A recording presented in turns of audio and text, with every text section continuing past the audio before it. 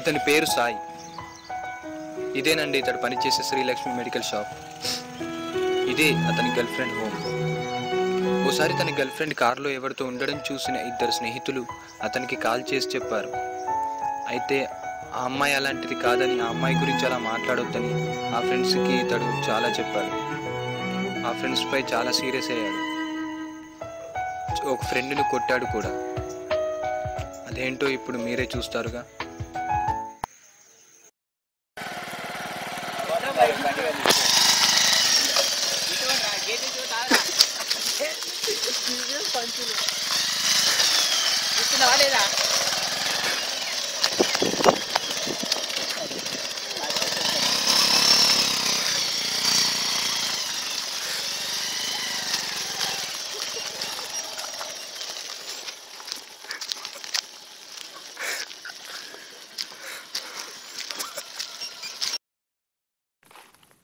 ఏంట్రా సాయి అలా చేసావు?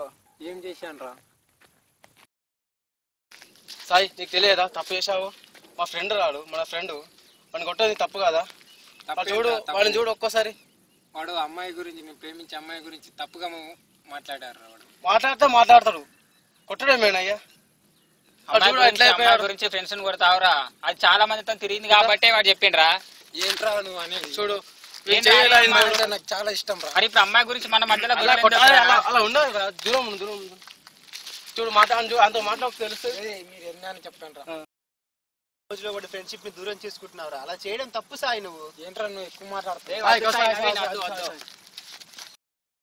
నేను చెప్పాను రా, నాకు అమ్మాయి అంటే చాలా ఇష్టం. వాడు ఎంత చెప్పినా మారాడు. వాడు అమ్మాయి మోజులో ఉన్నాడు. ఎప్పుడో ఒకసారి నిజం తెలుసుకొని మళ్ళీ మన ఫ్రెండ్షిప్ ని వెతుకుంటూ వాడే వస్తాడు రా. పోనీ తెలుసు, మనం అని తెలుసు అప్పటిలోపు. పోనీ ఏం చేస్తాం? ఎంతైనా మన ఫ్రెండే కదరా. ఏం చేస్తాం ఇక ఎప్పుడో చదువుకోవాలి. అప్పుడిప్పుడు కొన్ని రోజుల తర్వాత అతనికి ఆ అమ్మాయి మోసం చేసింది. ఫ్రెండ్స్ చెప్పింది వినకుండా, ఫ్రెండ్స్ చెప్పింది చేయకుండా అమ్మాయి మోజులో పడి అతని ఫ్రెండ్షిప్ వాల్యూ దూరం చేసి చివరికి ఇలా.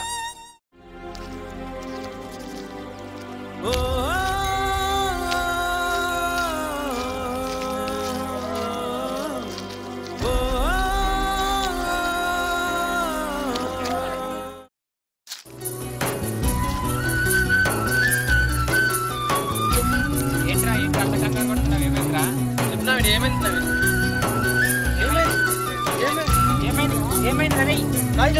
ఏమైందిరా?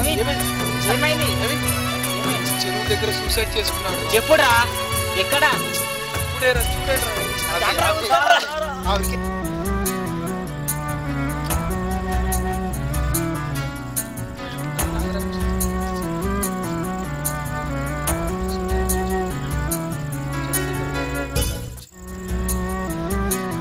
అవునా?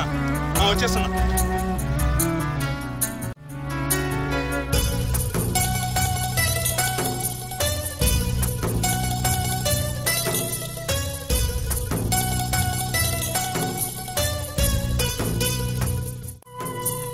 నలుగురు మెచ్చిన, నలుగురు తిట్టిన విలువలే శిలువగా